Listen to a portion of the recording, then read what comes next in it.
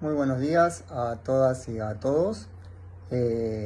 Nos encontramos hoy para dar inicio a esta nueva charla en la que trataremos la temática dispositivo escolar y subjetividades contemporáneas, tensiones actuales, a cargo del licenciado Sebastián France. El licenciado Sebastián France es licenciado en psicología por la Universidad de Buenos Aires. Por la misma casa de estudio también es profesor de enseñanza media y superior en psicología. Es diplomado superior en ciencias sociales con mención en gestión de las instituciones educativas por Flaxo.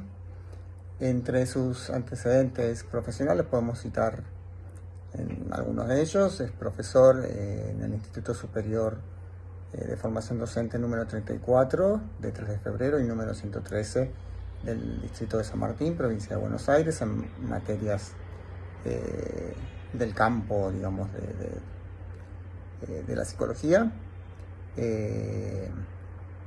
También es vicedirector del Centro de Formación Integral CREI.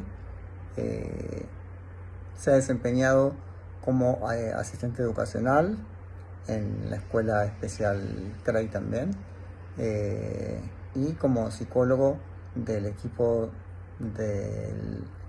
técnico del Servicio de Educación Primaria de la Escuela Especial CREI.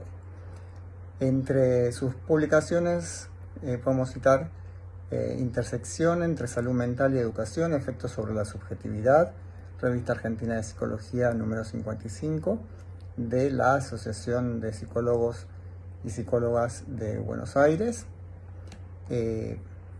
Constitución subjetiva y rol del psicólogo en educación especial, en Memorias, el cuarto Congreso Internacional de Investigación y Práctica Profesional en Psicología, del Departamento de la Universidad de Psicología, de la Facultad de Psicología de la Universidad de Buenos Aires, la elaboración del duelo por los desaparecidos, Memorias, también el segundo Congreso Internacional de Investigación y Práctica Profesional en Psicología, y junto a otros autores, Integración Escolar, un encuentro de miradas, de Editorial Bonum. Bueno, esperamos que disfruten de la charla de hoy y nos volvemos a ver en otra oportunidad. Que tengan buen día. Gracias.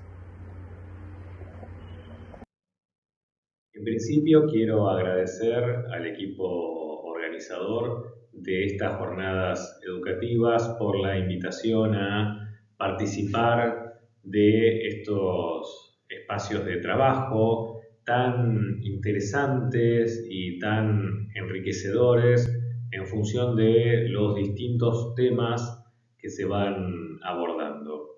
En esta oportunidad nos centraremos en las tensiones que se producen en la actualidad entre el dispositivo escolar y las subjetividades contemporáneas. Si pensamos en la subjetividad, claro, vamos a encontrar distintas definiciones en función del autor o de los autores en los cuales nos basemos. En esta oportunidad nos centramos en una explicación brindada por Rascovan, Levy y Korinfeld, los cuales afirman que la subjetividad es una producción histórica a partir de las significaciones imaginarias que instituyen formas de vivir la existencia humana. Fíjense qué interesante porque el foco está puesto en los sentidos que les damos a las experiencias que atravesamos. Esto es fundamental porque, claro, las distintas circunstancias, las situaciones por las cuales transitamos, que experimentamos, siempre guardan relación con el contexto socio-histórico y, por supuesto, con el funcionamiento de las instituciones dentro de esos entornos dentro de esas épocas. Es decir, nuestra subjetividad se va a ir armando, se va a ir organizando siempre en relación con aquello que es propio de un lugar y un momento. Por ejemplo, no es lo mismo pensar en la escuela del siglo XXI que en la escuela del siglo XIX. O si tomamos a las familias, claramente se han modificado de forma muy notoria a lo largo de las últimas décadas. Entonces, si tomamos el modelo del siglo XIX, dista mucho de los distintos modelos que encontramos de familias en el siglo XXI. Y esto incide sobre las subjetividades. A su vez, tenemos que considerar que, claro, los modos de vida han cambiado mucho. Por eso es que actualmente se hace referencia a las subjetividades mediáticas o a las subjetividades mercantiles. ¿En relación con qué? A los objetos. Actualmente lo que encontramos son individuos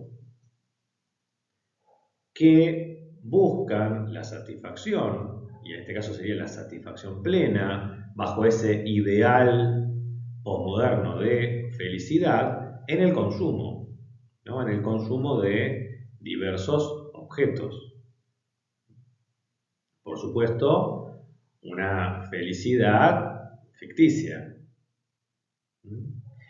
Una felicidad que queda justamente del lado de lo que podemos llamar lo imaginario.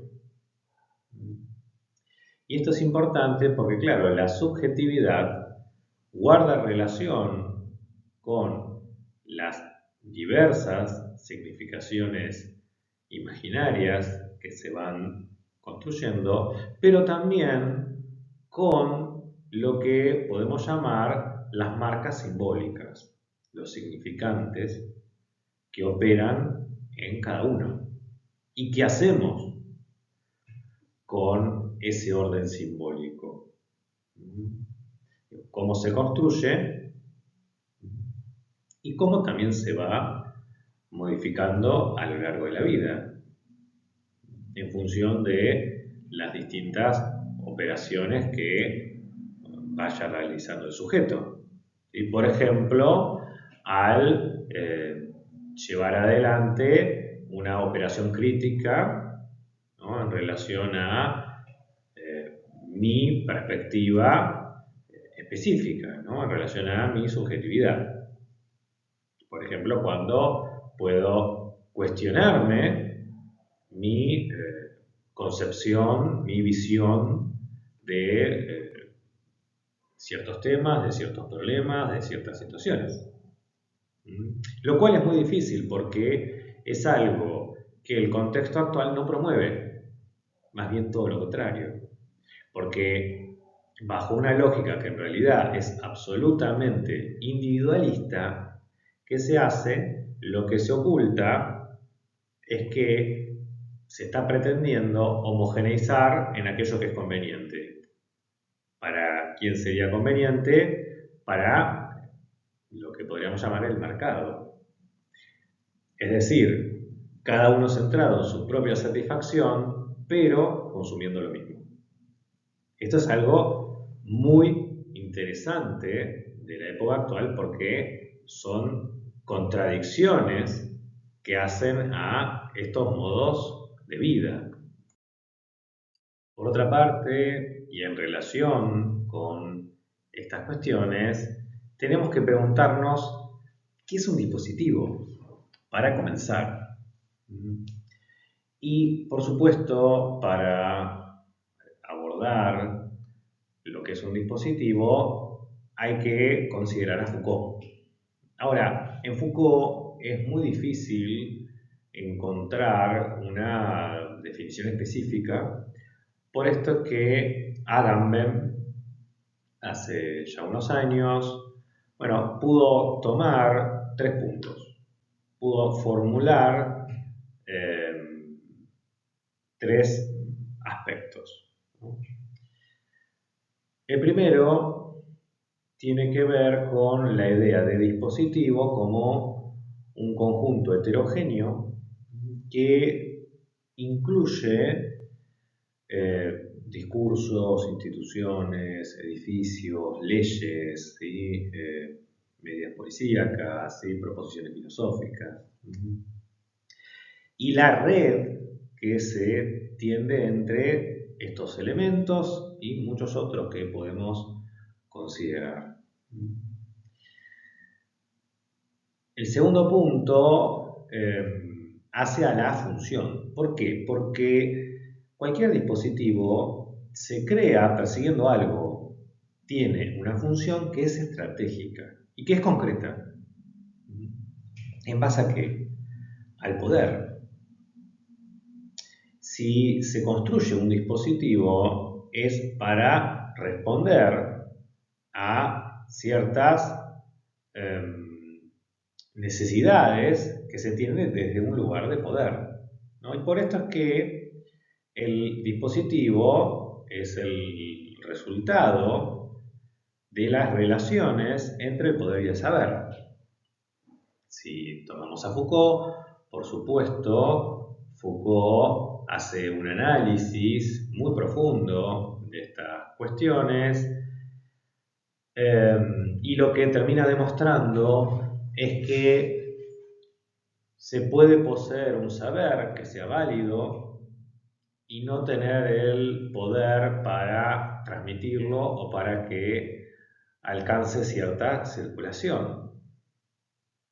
A su vez, se puede tener un conocimiento que en realidad no tenga validez, pero poseer el poder para imponerlo. Esto es algo muy interesante porque hace a los dispositivos. Por ejemplo, cuando pensamos en dispositivos, pensamos en la escuela.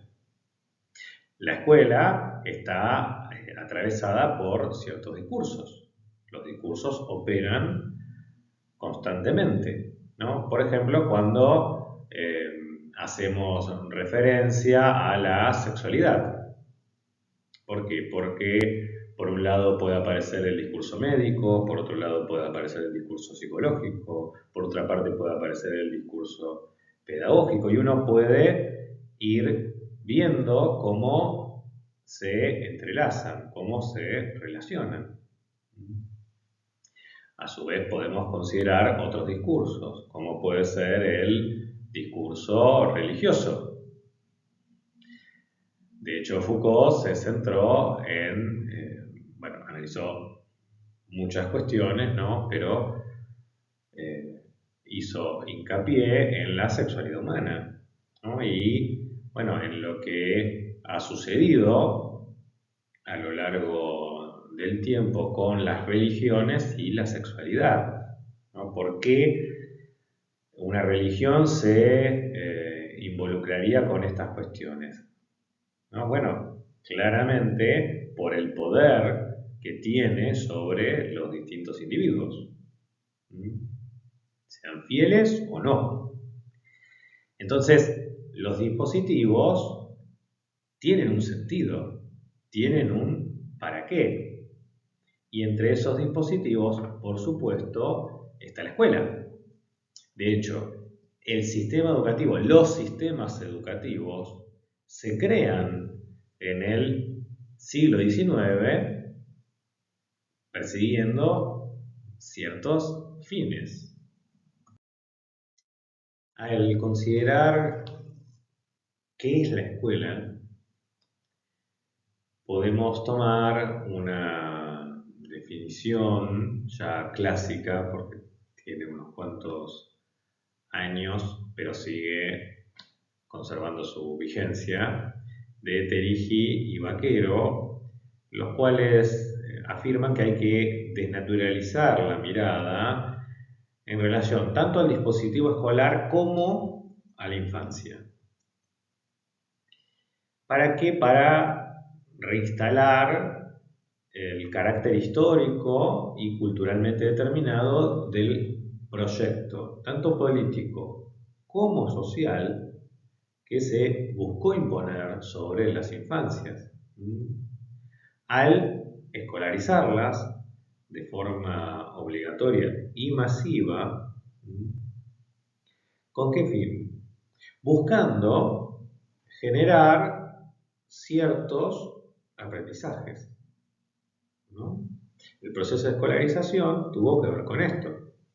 Estos aprendizajes, por supuesto, tenían un carácter artificial porque producían efectos descontextualizadores sobre el desarrollo cognitivo, por supuesto, ¿no? Y se relacionaban con los determinantes duros de la escuela, como puede ser la organización del espacio y de los tiempos, ¿no? El gradualismo, la simultaneidad, ¿no? La obligatoriedad, ciertas características que fue tomando ese modelo. Y esto es muy importante porque, claro, esto tuvo que ver con una época, un momento. ¿Qué es lo que se pretendía? Educar al ciudadano. Y al referirnos al ciudadano, estamos hablando del soberano. Había que educar al soberano. Porque el soberano, porque claro, los sistemas educativos se crean en un contexto muy particular en el cual iban surgiendo los estados-nación. A medida que iban cayendo las monarquías o se iban modificando, comenzó a surgir esta necesidad, por un lado, por la revolución industrial y por otro lado, por la importancia que empezó a tener eh, la educación para poder sostener esta nueva visión política y social, justamente. ¿Sí? Por eso es que hacemos referencia a dispositivos. Como recién explicaba, los dispositivos tienen funciones estratégicas concretas. Y en el siglo XIX, por supuesto, lo que se pretendía es formar un tipo de ciudadano, es decir, que responda al molde. Los que no se amoldaban quedaban por fuera, eran inmediatamente excluidos. ¿Por qué? Porque la pretensión, al fin y al cabo, tenía que ver con el control. Debía ser un ciudadano que se adaptara a lo que se pretendía en ciertos lugares de poder.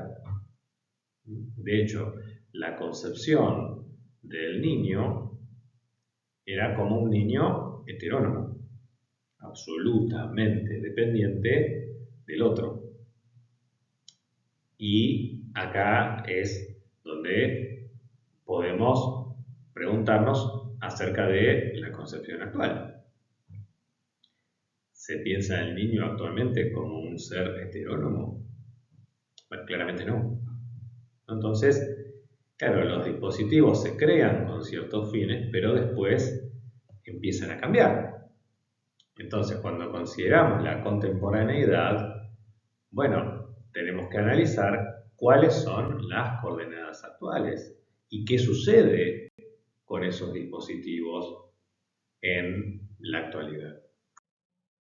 Y ahora sí llegamos a lo central de este tema. lo que podemos afirmar es que la escuela está implicada en la construcción de las subjetividades. Tanto, por un lado, porque debe transmitir conocimientos, como, por otro, y esto es fundamental, porque construye sentidos en función de las diversas experiencias. Los estudiantes van atravesando distintas situaciones a las cuales le deben otorgar ciertas significaciones. Y a su vez van a ir tomando una gran cantidad de significantes que circulan en el entorno escolar. Por lo tanto, la institución educativa debe hacerse responsable de aquello que está generando en un otro. Y para esto debe haber docentes que reflexionen sobre estas cuestiones. Docentes que las comprendan, que las consideren. Y acá es donde encontramos problemas importantes, ¿no? Porque cuando, por ejemplo, se quiere trabajar desde la educación sexual integral, esto no se puede hacer de cualquier manera.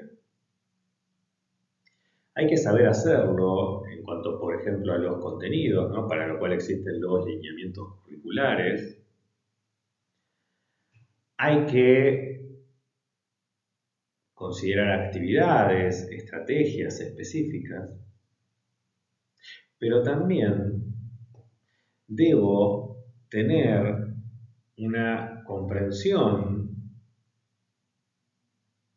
bastante importante de lo que implica la constitución de la subjetividad, de aquello que está en juego en ese sujeto, en ese momento evolutivo, considerando sus circunstancias de vida. Y de hecho, también un docente debe trabajar con su propia subjetividad. ¿Por qué? Porque debe registrar sus puntos ciegos. Al abordar un tema tan complejo y delicado como es la sexualidad, se ponen en juego cuestiones personales, como pueden ser, entre otras cuestiones, prejuicios, suposiciones, representaciones sociales, miedos, para mencionar algunas, nada más. Ahora, un docente no puede estar implicado en relación con aquello que pretende llevar adelante. No puede mezclar su subjetividad con aquello que hace a sus tareas, a su función. Por esto es que debe alcanzar cierto grado de neutralidad al intentar abordar este tipo de temas. Porque si no, aquello que pueda llegar a transmitir seguramente va a estar tenido, por ejemplo, por su moral, por una perspectiva que en realidad no guarda relación con lo que debería llevar adelante. Y esto tiene efectos, y tiene efectos en sujetos que están en pleno desarrollo psíquico.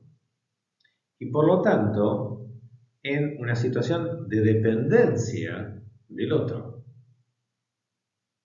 Por supuesto que no es lo mismo hacer referencia a la primera infancia, por ejemplo, que a la situación de un adolescente a punto de egresar de la escuela secundaria. Sí, obviamente, a medida que el sujeto se va desarrollando, va ganando autonomía y va constituyendo distintos aspectos que hacen a su subjetividad para finalmente, ya ingresando en la adultez, poder definir una identidad más sólida.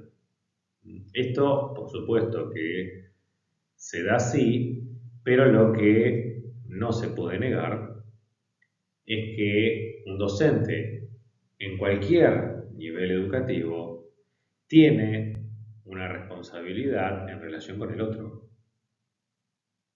En relación tanto a aquello que le transmite en cuanto a saberes, como en lo referido a los vínculos que construye con los estudiantes,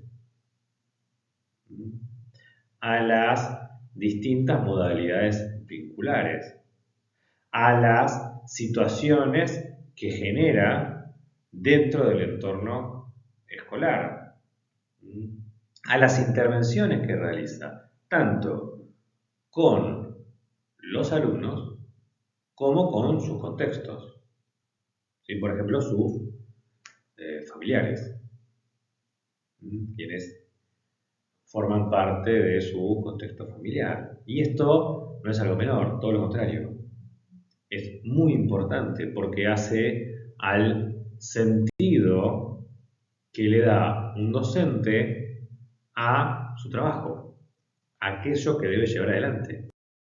Por esto es necesario considerar que las intervenciones que realiza un docente y también la escuela inciden sobre la constitución de la subjetividad y por lo tanto a la hora de llevar adelante un acto como es el de educar, siempre se debe hacer desde una posición ética. ¿Qué implica la ética? Que me estoy preguntando por un otro. Que no quedo en relación solamente a aquello establecido, a aquello, por ejemplo, que forma parte de un encuadre normativo, sino que puedo pensar más allá. Por ejemplo, si pensamos en la esclavitud en un momento histórico fue legal, no era algo ilegal. Sin embargo, no era ético y nunca lo fue. Es decir, la ética y la moral no necesariamente van de la mano.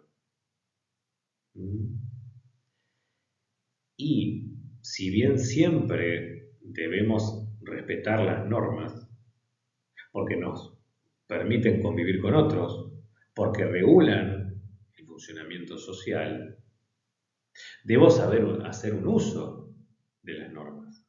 Y ahí entra en juego la ética. El encuadre normativo no podría nunca responder a lo que se requiere en cada situación. Para esto, hay individuos que lo interpretan y que lo aplican. Y no existe una sola interpretación, una única lectura. En este sentido, siempre es necesario lograr un equilibrio. ¿Entre qué? Entre aquello que ya viene establecido y lo que se requiere en esa situación para ese sujeto. Ahí, en ese momento, voy a estar, aunque sea intentando, asumir un posicionamiento ético. Si yo respondo desde los modelos preestablecidos, ¿no? Simplemente haciendo una lectura y aplicándolos como si fuese una cuestión lineal, ¿no? Por ejemplo, teniendo en cuenta decretos, resoluciones, comunicaciones o hasta guías. Son muy interesantes al considerar estas cuestiones las guías de intervención, ¿no? Que claro, hacen referencia a cuestiones generales, ¿no? Pero el tema es, ¿qué hace un docente ahí? ¿Qué hace con ese alumno en esas circunstancias reales? ¿Cómo interviene? ¿Y qué efectos tiene eso que va a llevar adelante? Porque se va a tener que responsabilizar. Y esto es fundamental. Que es algo que en la sociedad actual se busca ocultar. Claro, cuando se piensa desde la ética, cambia la perspectiva. No es tan sencillo. Porque realmente tengo que asumir las consecuencias de mis actos. Tengo que considerar cuáles son mis responsabilidades en función del otro. Más aún cuando pensamos en niños y adolescentes escolarizados, en este caso. Bueno, ¿qué va a hacer un docente ahí? Y esto se da en todo tipo de situaciones. Y porque, por ejemplo, podemos hacer referencia a entornos familiares violentos. Y algo que se observa en algunas instituciones es que cuando el alumno da cuenta de una situación en la cual sufrió violencia intrafamiliar, los integrantes de ese equipo profesional comienzan a presentar resistencias, por ejemplo, para llevar adelante una denuncia. Algo que, por un lado, está marcado en la normativa, por supuesto, y por otro lado es una cuestión ética. No es necesario que lo establezca una norma para saber que es mi responsabilidad ante el otro, ¿no? Y sin embargo encontramos equipos profesionales en los cuales la responsabilidad no termina siendo asumida por nadie, con las consecuencias que eso tiene para la vida de ese alumno, incluso al exponerlo a nuevas situaciones de riesgo. Y esto es central, ¿no? Porque claro, esos docentes, ese equipo profesional, claramente no está actuando desde un posicionamiento ético y aparte, al hacer referencia a este tipo de problemáticas, aparte, está actuando por fuera de cualquier marco legal, por supuesto, y sin embargo son situaciones que se dan en las escuelas, ¿no? ¿Por qué? Porque no hay reflexión y por supuesto también muchas veces tampoco hay compromiso, ¿no? No hay un compromiso con la tarea que se tiene que llevar adelante ni tampoco hay un compromiso con el otro. En este sentido, es necesario pensar que el ámbito educativo no tiene solamente como función promover la enseñanza y los aprendizajes, ¿no? Dado que si esto se llevara adelante de esta manera, entonces se desconocería la incidencia que tiene sobre la subjetivación.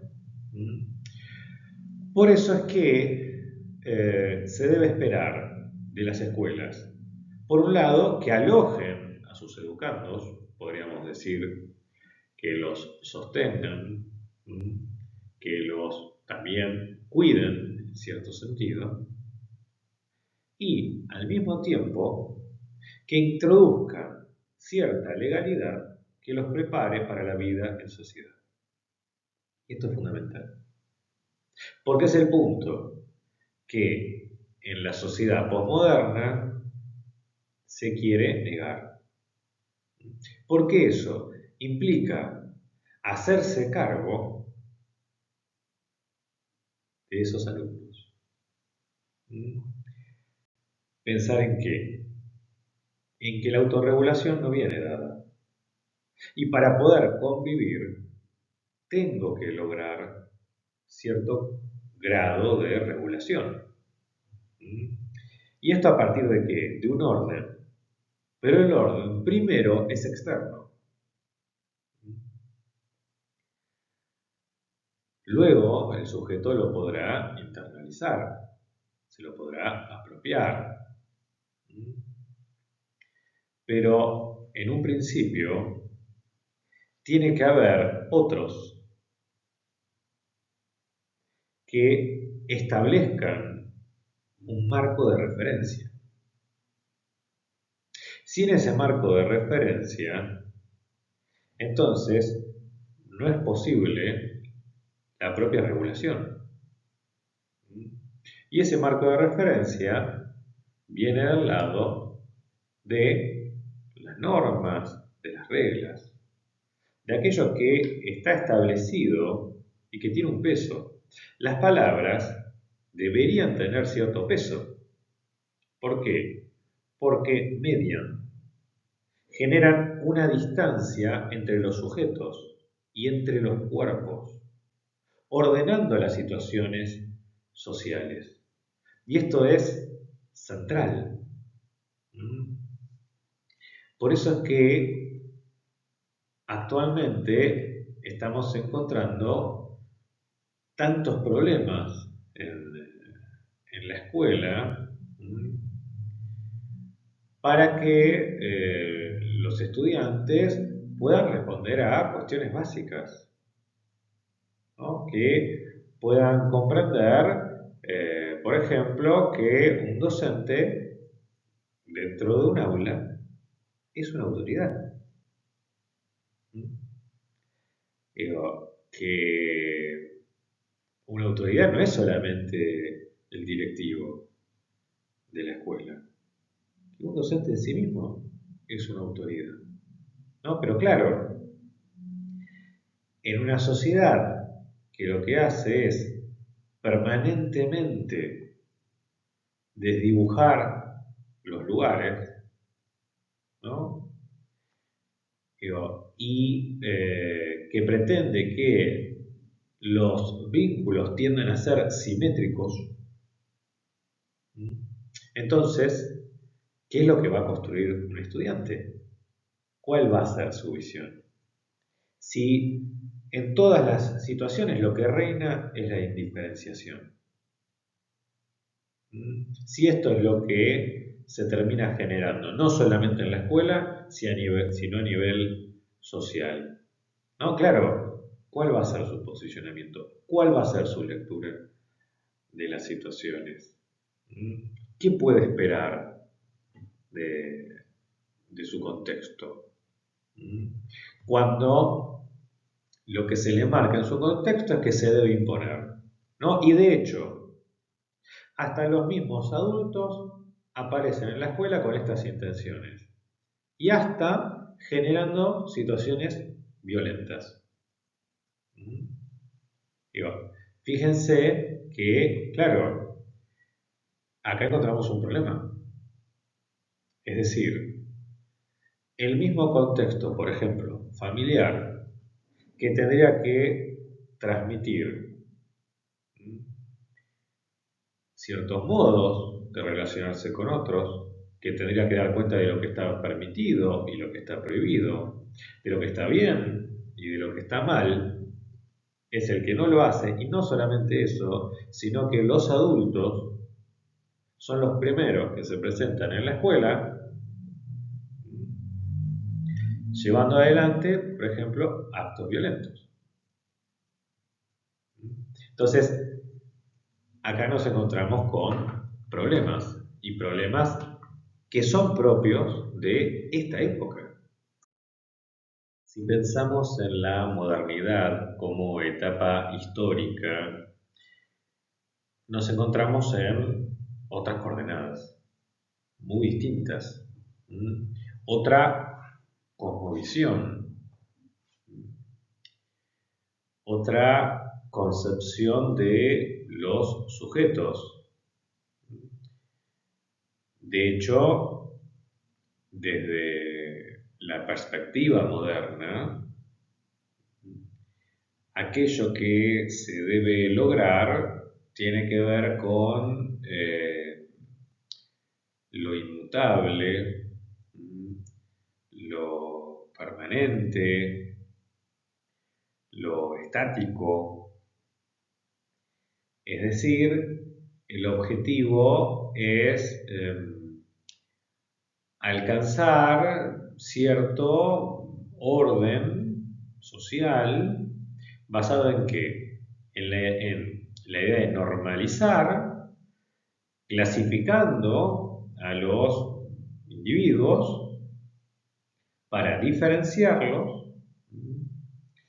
y aquellos que no ingresen dentro de lo establecido como normal desde ciertos lugares de poder, catalogarlos como anormales y por lo tanto segregarlos. Esto hizo al pensamiento moderno y estuvo muy ligado al modelo epistemológico positivista, que tuvo una enorme influencia sobre todas las construcciones científicas de esa época. Claro, en la posmodernidad nos encontramos dentro de otras coordenadas muy distintas.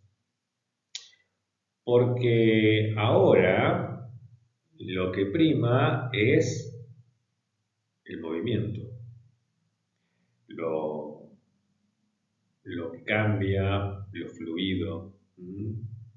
Y esto guarda relación con otra visión del sujeto, que es lo que Zygmunt Bauman llamó el sujeto líquido. Fíjense cómo pasamos de lo estático a lo líquido. Y es algo muy importante porque, claro, cambian las formas de vivir, se modifican las experiencias. Si uno considera, por ejemplo, hasta hace algunas décadas atrás, ni siquiera nos tenemos que ir a la modernidad, pero lo que era buscar cierta información, un estudiante tenía que ir a la biblioteca de la ciudad o del pueblo y solicitar una enciclopedia.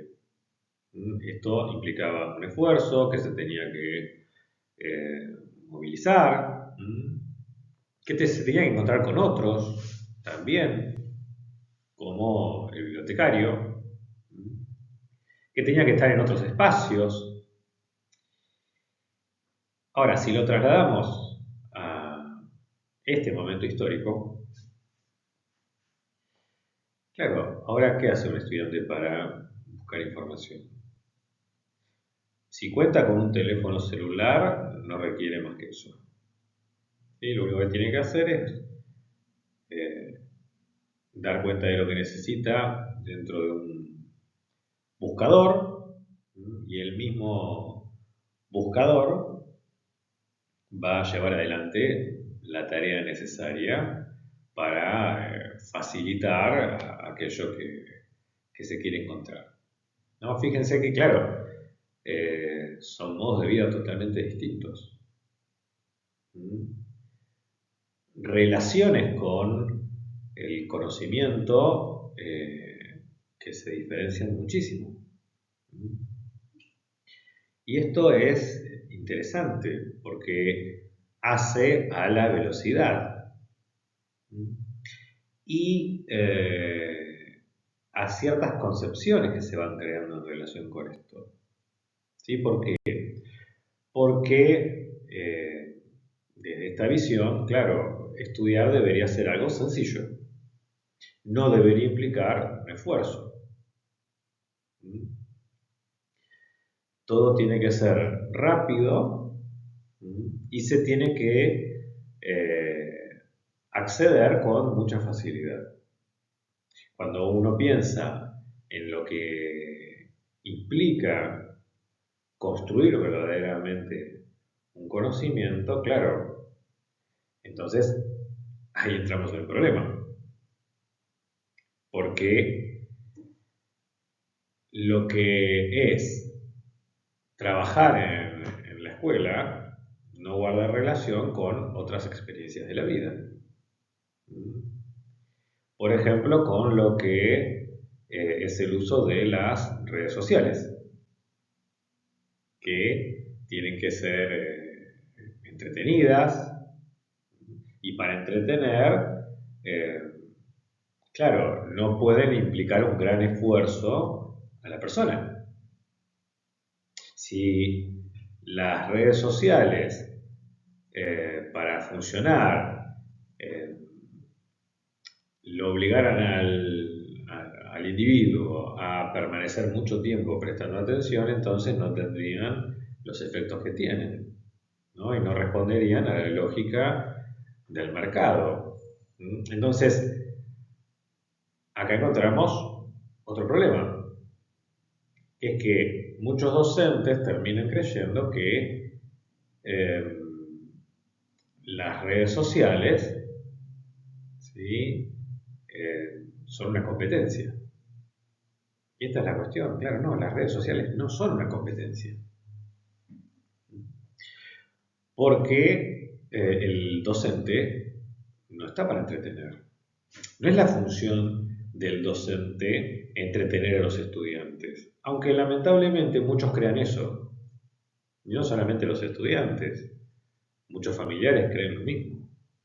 No bajo la premisa de que el alumno no se debe aburrir, ¿no? O no se debe frustrar.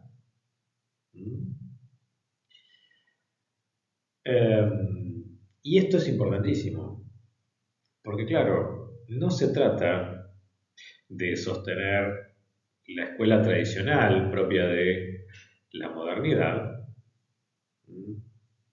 porque eso sería otro problema, sostener otros problemas históricos, pero sí de cuestionar lo que está sucediendo en los contextos actuales y en esta escuela en función de cómo viene funcionando. ¿Por qué? Porque no es la escuela tradicional de la modernidad, claramente no lo es, pero entonces, ¿qué viene sucediendo? ¿A qué viene respondiendo la escuela actual? Y en ese sentido, ¿qué sucede con los estudiantes? Al pensar en los estudiantes debemos considerar qué es lo que se pretende desde las instituciones educativas y particularmente qué busca un docente. ¿Por qué? Porque, claro, lo que sería deseable es que un alumno desarrolle el máximo de sus potencialidades y sus capacidades. ¿Para qué? Para transformar la realidad. Incidir sobre los procesos sociales. Ahora, para que esto se dé, por supuesto, hay un paso que es previo y tiene que ver con lo que se llama, se le puede decir, reforzar lo existente. ¿Por qué? Porque la función del docente tiene dos vías.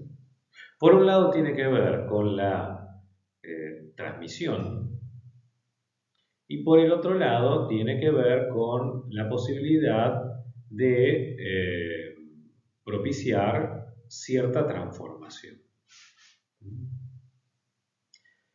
Y en esto se centra el trabajo con un estudiante. Para esto se lo educa, justamente. Ahora, ¿cuál es la cuestión central? Bueno, ¿cuál es el lugar que tiene ese estudiante? Y dentro de qué encuadre se generan estos procesos, ¿sí? Se da lugar a estos procesos. ¿Por qué? Porque, claro, en la actualidad algo que viene sucediendo es que se busca transformar sin conocer. De hecho, se critica sin saber. Es decir, cuando consideramos la transmisión cultural, es algo esencial en la escuela. Sin embargo, en la sociedad actual, lo que viene sucediendo es que se le quita valor, porque se impone lo nuevo. De hecho, el término innovación es algo muy utilizado en educación, ¿sí? Como si innovar permanentemente fuese a sacar a la escuela de la situación en la cual se encuentra, ¿no? Todo se basaría en la innovación. Y si bien innovar en ciertas ocasiones es algo positivo y puede ser interesante, en realidad termina funcionando de alguna forma como un mecanismo defensivo ante la angustia que se genera frente a todos los fenómenos que aparecen cada vez con más peso dentro de la escuela y ante los cuales no se encuentra una respuesta adecuada. Esto es muy importante porque, claro, acompañar a un sujeto en su desarrollo implica, como venimos viendo, asumir ciertas responsabilidades. Implica tener un lugar claro de autoridad ante el otro y tolerar la hostilidad que viene con ese lugar. Porque, claro, los procesos de transformación son deseables. Uno desearía que llevaran a lugares positivos, no siempre es así, pero dentro de la escuela deben siempre llevarse adelante en un marco, dentro de un marco de trabajo, ¿no? El problema con el cual nos venimos encontrando son los excesos, cuando se pierde la medida, cuando parece que todo es posible, ¿no? Es la visión del ser ilimitado propia de la posmodernidad. No hay imposibles. Esto hasta hace un tiempo se pudo ver en la toma de algunas escuelas por parte de los estudiantes.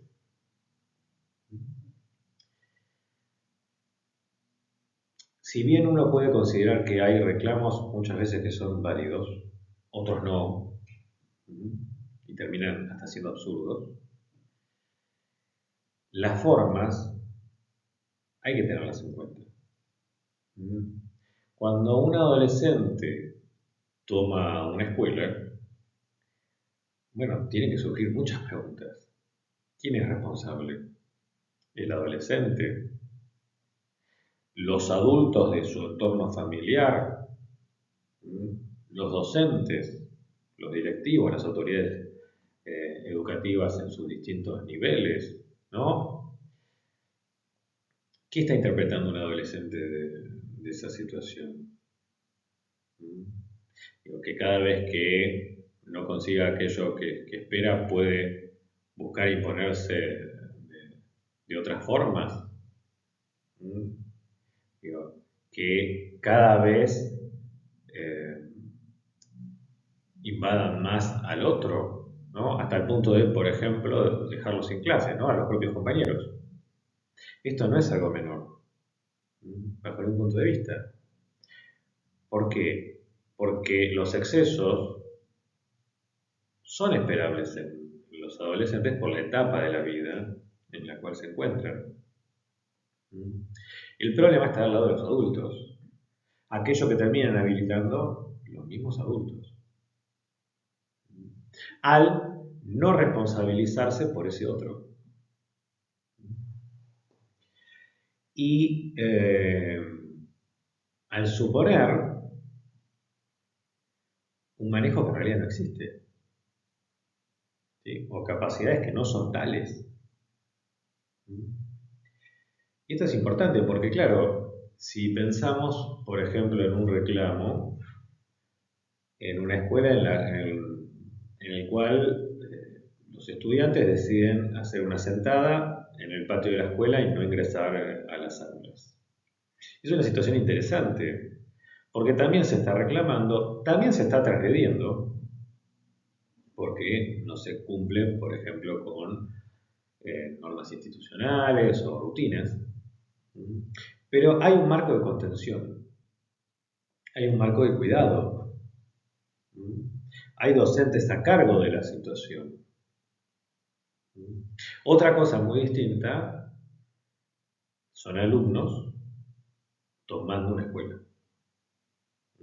forzando una situación totalmente distinta, sin regulación. Esta es la cuestión central, ¿no? Entonces, siempre que pensamos en el lugar del estudiante, bueno, tenemos que pensar en el lugar, en este caso, de los docentes y también del resto de los adultos, porque los estudiantes no están solos, no deberían estar solos. Y sus procesos siempre tienen que ser acompañados. De eso se trata. Y acá es donde entra, de hecho, la cuestión de el límite como un acto que tiene que ver con el amor, ¿no? Porque en la sociedad actual, ¿sí? Parece que aquello que queda del lado del amor, ¿no? Tiene que ver con lo que ahora vamos a ver como la alienación. Digo, si hay un otro que me contiene, entonces me ama. Si hay un otro que me limita, no. Y esto es un serio problema, ¿sí? Porque son errores a la hora de pensar la constitución de la subjetividad. Y al hacer referencia a esto, tenemos que tomar los aportes de la teoría psicoanalítica. Desde esta perspectiva científica, en un primer momento de la vida, lo que se da es una función que podemos llamar como alienación. La alienación guarda relación con la libidización, la puesta en juego del deseo, el sostén, la contención. Y es fundamental, ¿sí? Porque cuando pensamos la constitución de la subjetividad, el yo no viene dado. El yo hay que construirlo y esa construcción se basa en un otro. Y de hecho en las identificaciones que se van generando. Ahora, estamos hablando de un vínculo simbiótico. Pero claro, si los seres humanos quedáramos en relación a la alienación, entonces estaríamos fusionados con el otro, indiferenciados. Por esto es que opera la separación. En la separación se establece un orden, se produce un corte, se introduce justamente una legalidad que vamos a llamar estructurante, ¿no? Y es lo que permite la inserción participativa, la inserción, por ejemplo, social. Esto es algo central, porque la alienación debe dar paso a la separación. En etapas muy tempranas de la vida, para tenerlo en cuenta, la separación guarda relación con lo que en la teoría freudiana sería el complejo de Edipo, pero que después se va reeditando. Por ejemplo, en la adolescencia se observa con mucha claridad en lo que sucede con familias que tienden a un funcionamiento endogámico, tratando de obturar la salida exogámica. Ahora, claro, ¿qué pasa con la escuela? En estos tiempos, lo que se observa es que muchas familias buscan imponer su lógica de funcionamiento. ¿Sobre qué? Sobre la sociedad. Ahora, la sociedad, obviamente, que en este caso está representada por la escuela. La escuela tiene que transmitir cierta visión del mundo. La escuela está en relación a una cultura. Y claro, esto genera conflictos, choques. Es a lo que se le llama la caída del vínculo transferencial escuela-familia. Antes, en la modernidad justamente, las instituciones funcionaban de la misma forma, bajo los mismos códigos. Ahora hay una gran distancia. Entonces, encontramos lógicas familiares que no guardan relación con las lógicas escolares o que no deberían guardar relación. Porque el conflicto se debería generar. ¿Cuál es el problema? Que muchas veces se evita. Esto se ve en muchos docentes, pero particularmente en directivos, que creen que lo mejor es evitar el conflicto con la familia cediendo, dando lugar, haciendo lo que el otro pretende. que ahora lo vamos a ver, ¿no? Lo que el otro demanda a la escuela. Hasta muchas veces con amenazas que no tienen fundamento, pero amenazas ligadas con lo judicial. Hasta ese punto se puede llegar, ¿sí? ¿Por qué? Porque, claro, cuando pienso en el desarrollo de un sujeto, y si actúo desde una posición ética, no voy a evitar el conflicto. Los conflictos son inherentes a los vínculos. En todo grupo hay conflictos. El problema se da cuando los conflictos no se resuelven. Eso es algo distinto. Ahora, ceder para evitar el conflicto no es una solución. Eso seguro. En tal caso, esos profesionales tendrán que pensar cómo intervenir en esas situaciones de la mejor forma para el sujeto. Pero no para perpetuar ese funcionamiento familiar que incide de manera absolutamente negativa sobre el estudiante, ¿no? Por ejemplo, al transmitirle que no debe respetar normas, digo, que no debe aceptar límites, ¿sí? O que no debe manejarse bajo ciertas rutinas que son escolares, ¿sí? O que puede no estudiar y que de todas formas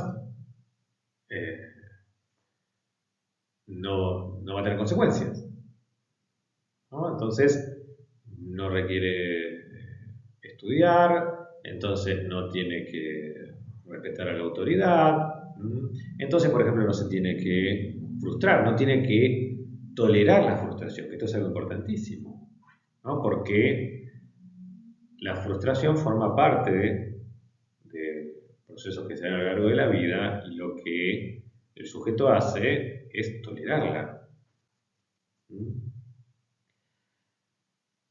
O lo que ahora vamos a ver como la angustia, ¿no? Bueno, claro, ¿qué pasa con la angustia? ¿No? Es decir, tiene que suceder en el entorno escolar lo que cada uno quiera. Y esto es central, ¿no? Porque entonces, ¿qué hace el docente ahí? ¿Qué posición asume? Y para seguir trabajando en relación con estas cuestiones, ahora vamos a observar un video de la doctora Silvia Plechner. Con lo cual, lo primero que les quiero marcar es la diferencia entre moral y ética. Si yo pienso en la ética siempre está basada en el principio del semejante. La ética está basada básicamente en la forma con la que yo enfrento mis responsabilidades hacia el otro. La ética es la presencia del otro. ¿Qué quiero decir con esto? Quiero decir que si ustedes piensan en los mandamientos, el primer mandamiento es no matarás, con lo cual lo primero que plantea es qué responsabilidad tengo hacia el semejante. Mientras que la moral son formas históricas que va tomando, los principios con los cuales se legisla, digamos, y en los cuales muchas veces la opinión pública interviene en la sexualidad privada. A nadie se le ocurriría hoy, en ciertos lugares, pensar que la homosexualidad es una inmoralidad. Sin embargo, sabemos que la violencia, tanto en las parejas heterosexuales como homosexuales, es una falta de ética respecto al respeto al semejante.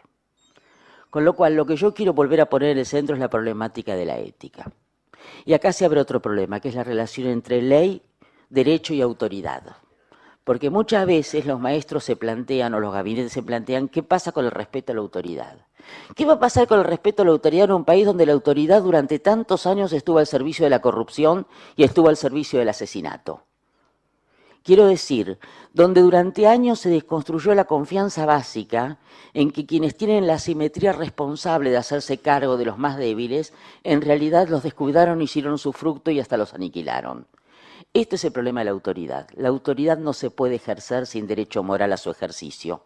Con lo cual hay dos formas de la autoridad, la que se pretende imponer desde el punto de vista de los límites o lo que se plantea instalarse desde el punto de vista de las identificaciones internas con la legislación que transmite aquel que tiene derecho ético a hacerlo. Hay que hacer una diferencia. Ustedes saben que toda la ética de Kant, lo que se llamó el imperativo categórico, está basado en lo siguiente: actúa de tal manera que tu conducta pueda ser tomada como norma universal. Esto, dicho en fácil, es no le hagas a otro lo que no querés que te hagan. Quiere decir que lo que yo hago tiene que ser bueno para mí y para el otro. Si yo no robo, supongo que el otro no me va a robar. Si yo no mato, supongo que el otro no me va a matar. Quiero decir que intento que mi conducta sea una conducta que pueda servir para la relación con el otro. Pero hay una degradación de este principio que es el que ha llevado en muchos casos al terror y el que ha llevado a las formas perversas de los estados, que es actúa de tal manera de complacer al legislador. Esto es lo que se ha planteado, por ejemplo, respecto al problema de la obediencia debida, o es lo que se ha planteado desde Antígona, entre la ley del tirano y la ley humana del entierro de los muertos. No voy a hablar de Antígona, supongo que todos saben quién es, esa chica que quería enterrar al hermano y el tirano no la dejaba porque había traicionado, según él, a la ciudad. En realidad es verdad que el tirano tenía una ley del entierro, y es verdad que había dos leyes que se contraponían. Una era de carácter universal: a los muertos se los entierra. Resonancias importantes que tuvo Antígona después de la dictadura en nuestro país. Otra es: a los traidores no se los entierra. Entonces, ¿los traidores han dejado de ser seres humanos y no les corresponde ser enterrados? Acá viene un tema, que es el que yo les quiero formular, que es que para que mis obligaciones éticas se constituyan respecto al otro, yo tengo que tener una noción de semejante que sea abarcativa. ¿Qué quiero decir con esto? Ustedes saben que hay ejemplos terribles en la historia. Por ejemplo, el jefe de un campo de concentración podía sentir culpa de no pasar la Navidad con los hijos, pero no de mandar matar 200 niños. Ahí él definía el concepto de semejante respecto a los propios y no a los ajenos. Una de las formas primeras de ejercer la impunidad es la invisibilización de la víctima. La víctima deja de ser visible. Esto es lo que ha pasado con los excluidos, por eso se enoja tanto la clase media cuando le aparecen en las calles. Porque en realidad el deseo sería: metamos la basura bajo la alfombra. Y mientras esté en la villa no importa, el problema es cuando me aparecen en el medio de la ciudad. Invisibilicemos a las víctimas. A tal punto esto es inmoral que lo que corresponde a una tarea del Estado, que es asistir a aquellos que están en situaciones precarias, es vivido como una tarea de caridad a costa de los bolsillos de los pudientes. Con lo cual, a la infamia de tener que asistir a seres humanos que están reducidos a su biosupervivencia, se agrega la infamia de considerar que eso es un acto de caridad y no una responsabilidad colectiva por lo que nos compete. Si ustedes ven acá la diferencia entre ley y moral y ética, es muy claro. La moral se mantiene dentro de las pautas de la ley. La ética a veces tiene que transgredir las pautas que da la misma ley. Y acá entonces se plantea un problema. ¿En qué legalidades vamos a educar? ¿Vamos a educar en legalidades que tienen que ver con la ética universal respecto a la función del semejante? ¿O vamos a educar en legalidades que tienen que ver con las formas acomodaticias con las cuales María Julia una vez le dijo al ministro de Economía: firma que es excarcelable? ¿Se acuerdan? Este pasaje a la moral pragmática está muy presente en la sociedad argentina. Cuando las madres le dicen a los chicos: no robes que te echan de la escuela, yo digo que hay un cambio de discurso. Mi madre me hubiera dicho: no robes que me muero de vergüenza. Al decir no robes que te echan de la escuela, la moral se degrada a moral pragmática. Lo que no hago es porque no me conviene, no porque no se hace. Acá viene la cuestión del imperativo categórico. El no se hace es lo que hace a la condición humana. El padre de un paciente mío le contestó una vez a un niño que le preguntó por qué no me puedo casar con mamá, le dijo: porque yo llegué antes. Ustedes se dan cuenta que la respuesta esta es una respuesta, no hay respuesta: ¿por qué no me puedo casar con mamá? Porque no se puede. Hay un punto que tiene que ver con la creencia en la palabra del otro. Y esto tiene que ver con la educación. ¿Por qué un niño acepta que 2 más 2 son 4? Porque cree en quien se lo dice. Si no, no podría aceptarlo nunca. Lo primero que yo les diría es que se aprende por confianza en el otro. No se aprende por ensayo y error, se aprende porque uno cree en la palabra del otro. Ahora, nosotros vivimos en un país donde la palabra ha perdido sentido. Yo digo que una de las características de los argentinos es que nos hemos hecho todos semiólogos. En lugar de preguntarnos lo que quiere decir lo que escucha uno, se pregunta por qué lo dijo el otro. Si alguien dice que fulano roba, uno no se pregunta si es verdad o no que fulano roba. Uno da por sentado que es muy posible. La pregunta quizás es ¿por qué lo dice ahora este otro? Esta conferencia de la doctora Bleichmar fue sumamente interesante porque iluminó ya hace varios años atrás una serie de aspectos, de problemas sociales que no se habían considerado, pensado de esa manera.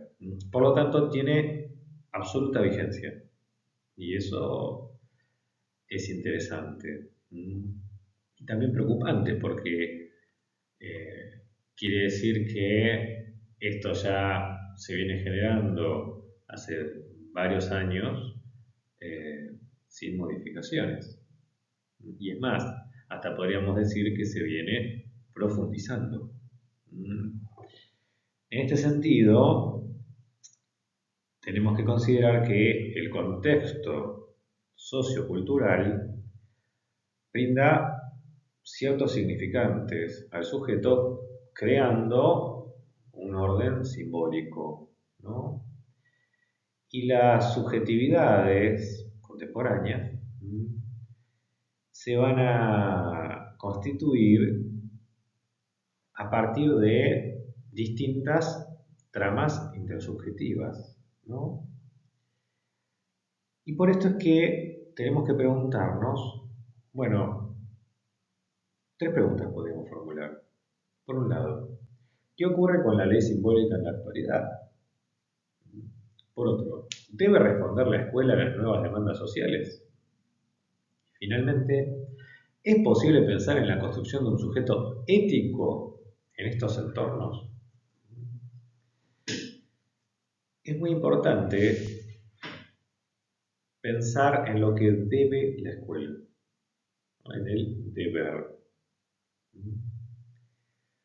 Porque claro, la pregunta siempre se formula en términos de poder, ¿no? ¿Puede o no puede? ¿Puede responder la escuela? Yo iría un paso más atrás y lo que plantearía es si debe responder. Porque si considero la cuestión desde el poder o no poder, es algo relativo, porque es algo que se puede modificar, que se puede cambiar.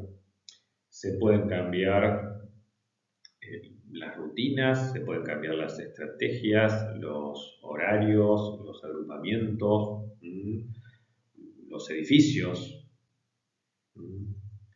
Hay muchos aspectos que se puede cambiar.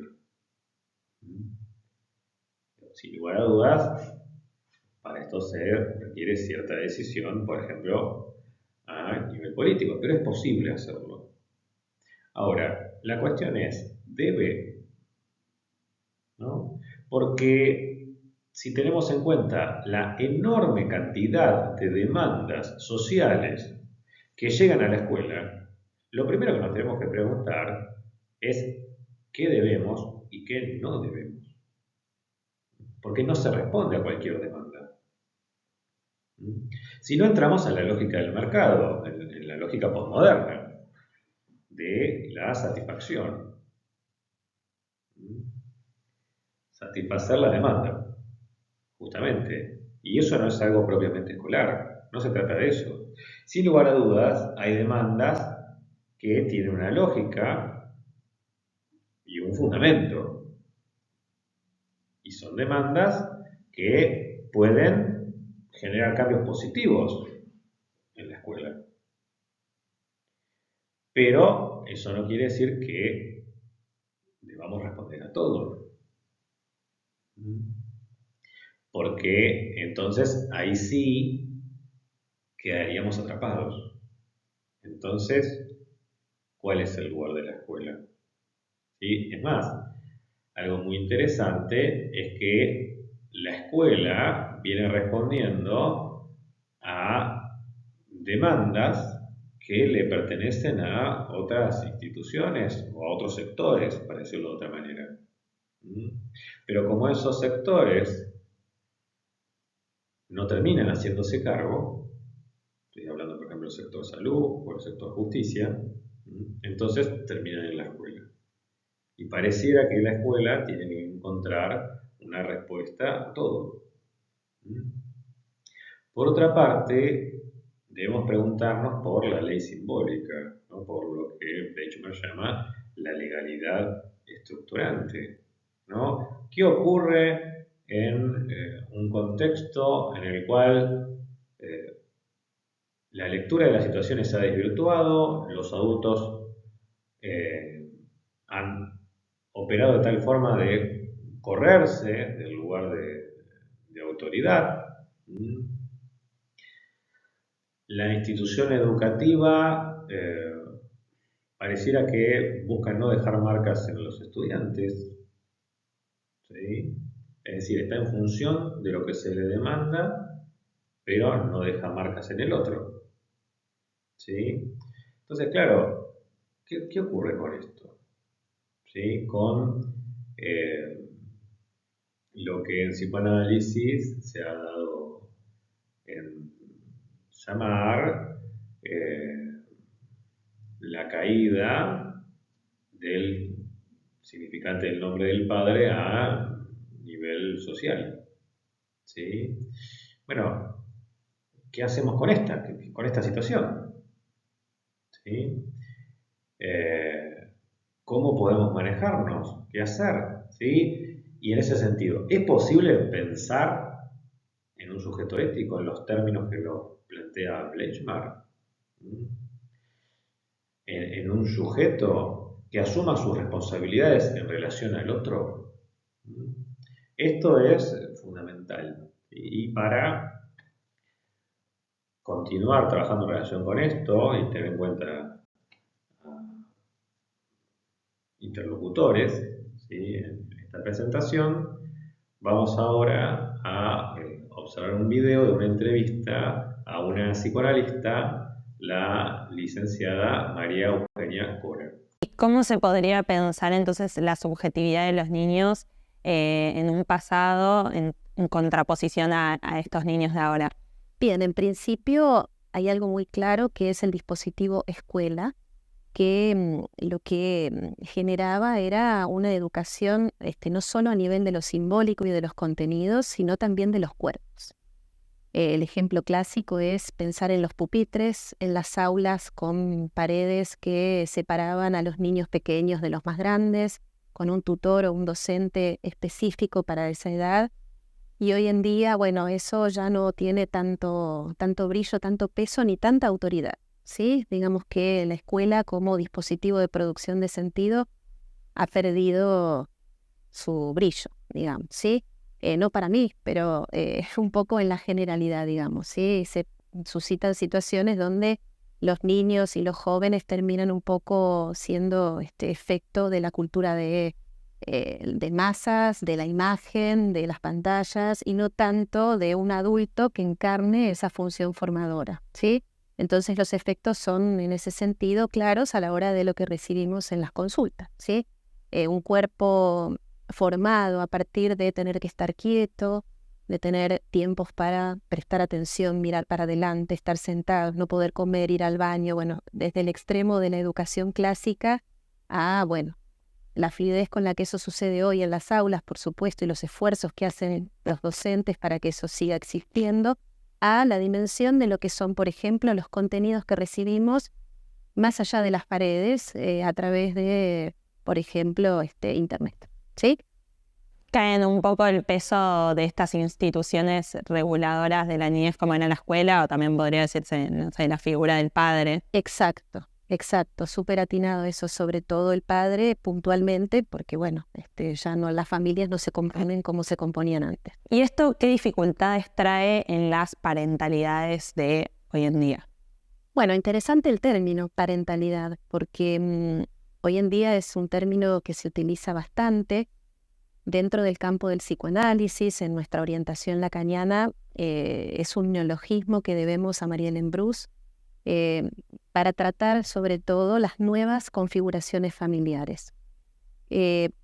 Retomaría luego la cuestión de cómo se ejerce la paternidad y la maternidad hoy, pero das en la tecla con ese término, porque así como antes la familia, podríamos decir la familia moderna, ¿sí?, se armaba en torno a lo que tiene que ver con el encuentro entre un hombre y una mujer, ¿sí?, lo cual pone en el centro la dimensión de que había que pasar por la sexualidad para reproducirse, ¿sí? Entonces la llegada de los hijos de un niño estaba en línea directa con eso. Hoy, con las nuevas configuraciones familiares y sobre todo con la ayuda de la ciencia, se desprende ese capítulo en donde la sexualidad ya no está ahí en el origen de esa vida, ¿sí?, necesariamente. Entonces, se habla de parentalidad en términos de que hay una igualdad entre la función del padre y de la madre, o solo madre o solo padre, o las familias homoparentales, ¿sí?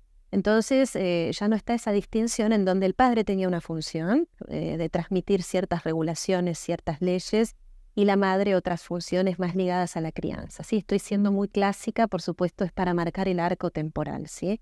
Entonces, esas nuevas parentalidades traen a colación modalidades de presentación de los niños y de los síntomas diferentes, ¿sí? Es decir, no hay quien encarne la autoridad. Claro, como que quedara un vacío ahí. Algunos lugares, ¿sí? Algunos lugares que nadie termina de ocupar en esto de cierta democracia familiar y que todos están en pie de igualdad, como una igual. Digo, por un lado, los derechos de los niños, que tiene su parte muy interesante y buena, pero por otro lado parece que este derecho a veces se infinitizan las discusiones porque todos son igual, todos están a la par, y esto creo que trae, se escuchan las escuelas, mucho malestar porque todo es cuestionado, porque no se puede poner un punto. No hay quien asuma Sí. esa función que puede sonar antipática de decir esto no. Es así de simple en las cuestiones cotidianas, y ese es un modo de nombrar, bueno, ¿quién encarna la ley?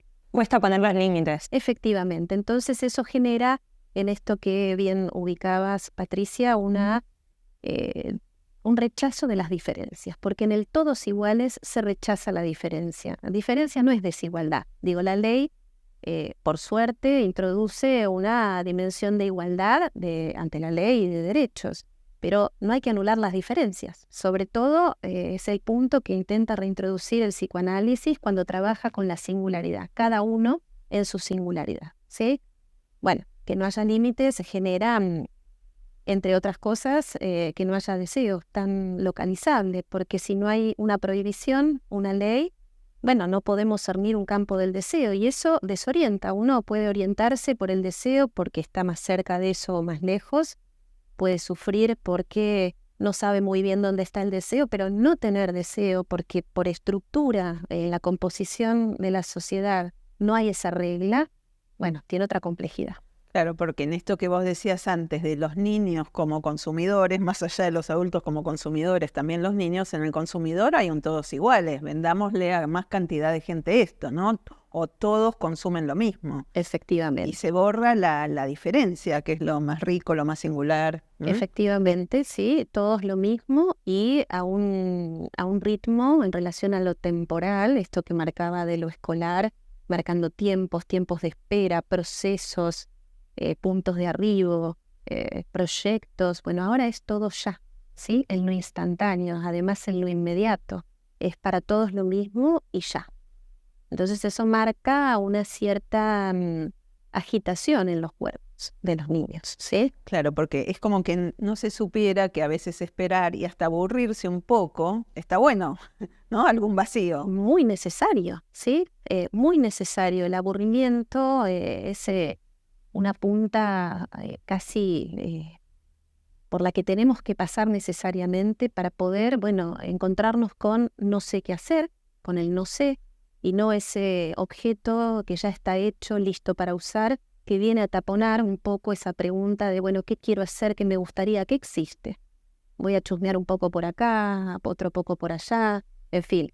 El aburrimiento, además, lo sabemos gracias a Lacan, junto con el enojo, son dos manifestaciones que están justito antes de que aparezca la angustia, que es algo que hoy está absolutamente rechazado. Nadie quiere angustiarse, y mucho menos soportar que un niño se angustie.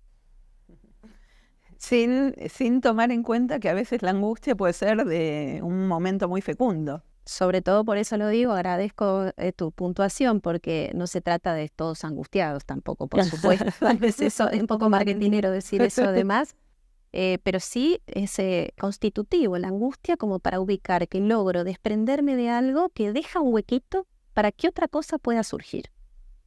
Sí, por eso, perdón, recalcar esto que decías, el valor del no y el valor del no sé. Es como si todo esto fuera negativo, el no sé.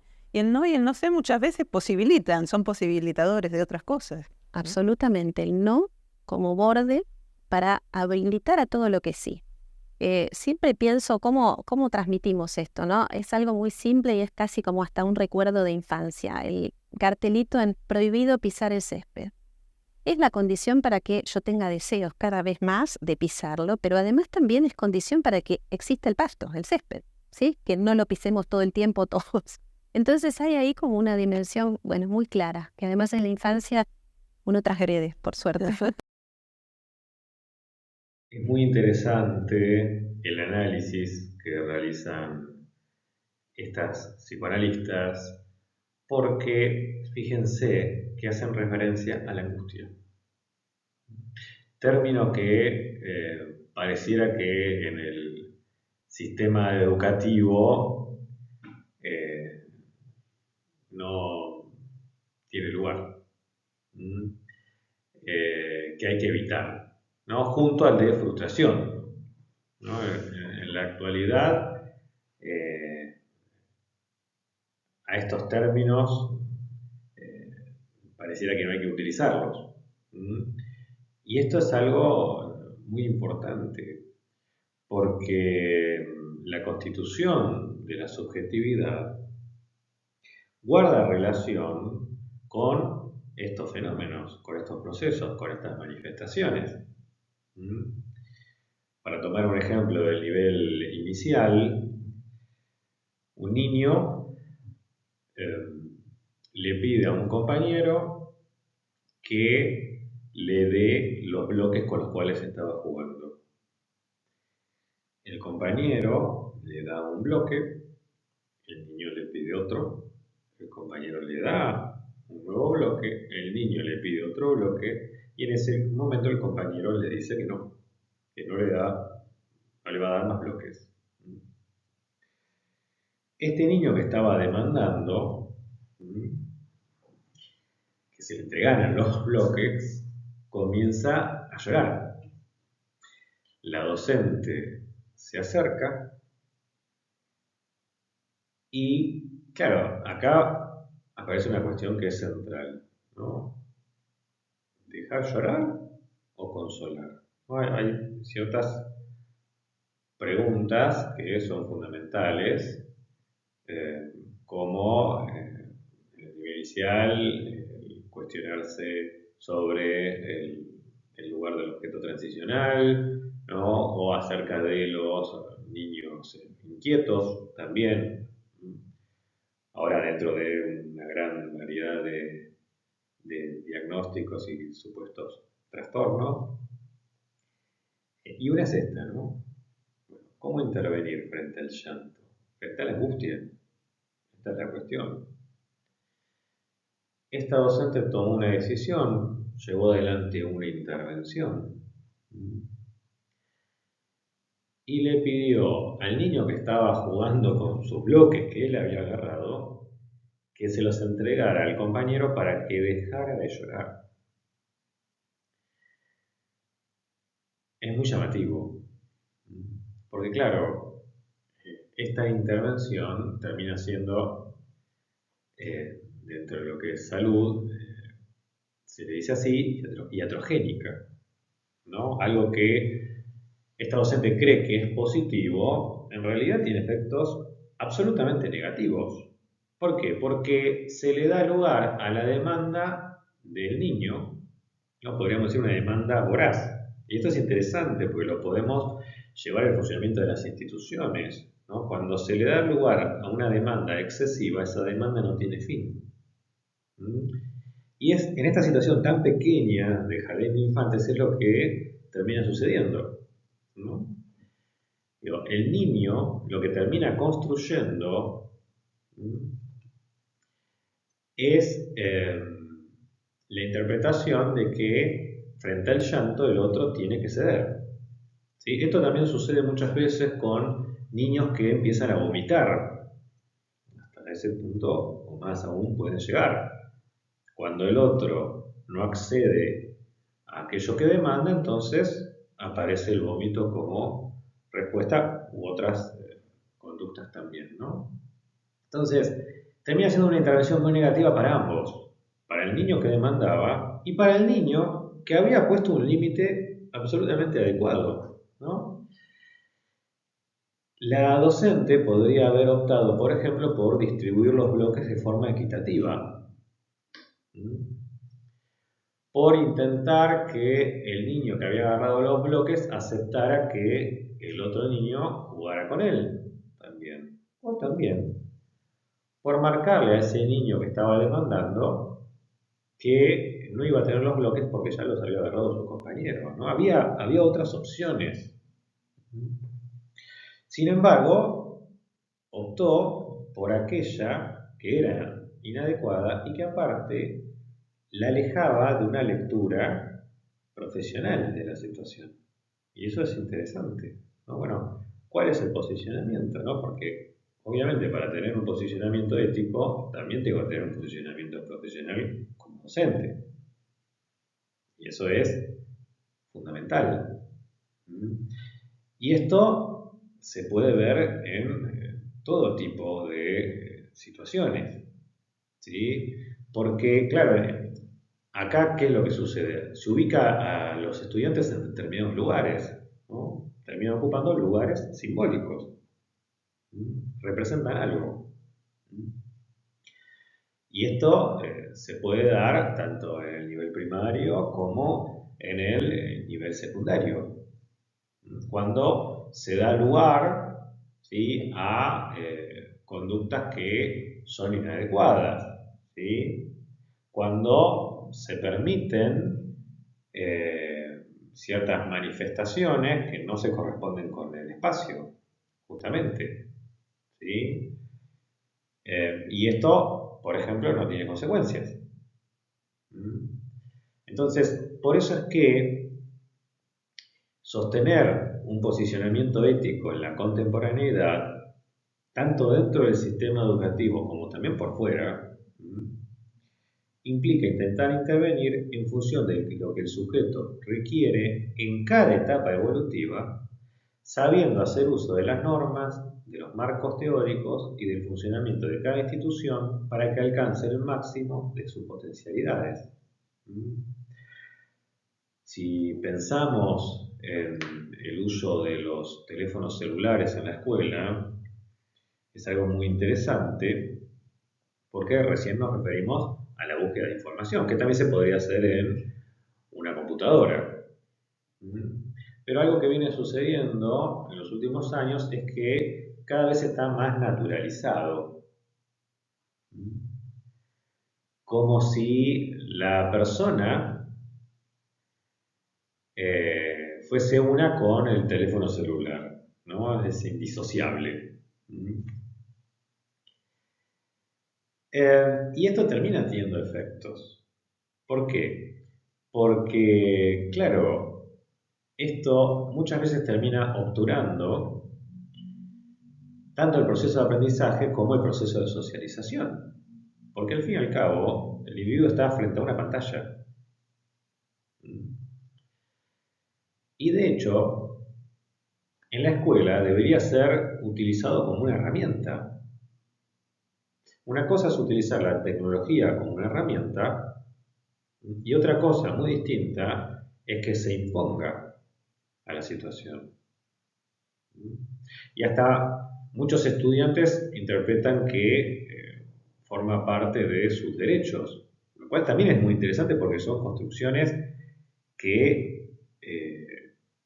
calan muy hondo, ¿no? Digo, son construcciones que generan en sus grupos y que terminan operando permanentemente, ¿sí? Y esto no es algo menor, porque hay que tomar decisiones en relación con esto. El docente, el equipo docente, podríamos decir, ¿sí? Tiene que marcar algo, no da lo mismo. Digo, si se lo usa dentro de cierto marco, no de cualquier manera. Y eso es fundamental. Así como pensamos en este tipo de cuestiones, podemos pensar en otras, ¿sí? En diversas situaciones en lo que se pone en juego es la constitución de un sujeto, ¿sí? ¿Cómo se está armando? ¿Cuáles son los sentidos que logra generar, construir en función de sus experiencias de vida? Y esto es fundamental. Lo mismo cuando pensamos en docentes que se dirigen con términos inadecuados a sus alumnos, ¿no? Digo, el que no puede, el que no entiende, el problemático, eso también es una cuestión, ¿no? O, teniendo en cuenta un lado positivo, los docentes que logran cambiar aquellos significantes que marcan a sus alumnos desde otros entornos, por ejemplo, de la familia. Que logran darles otra visión, que logran generar otros sentidos positivos para su vida y que les permiten justamente construir un futuro posible, ¿sí? Por eso es que es posible desde la escuela construir un nuevo horizonte de posibilidades que le permita al alumno proyectarse a futuro, integrándose en la sociedad desde una perspectiva crítica ante el funcionamiento de esta,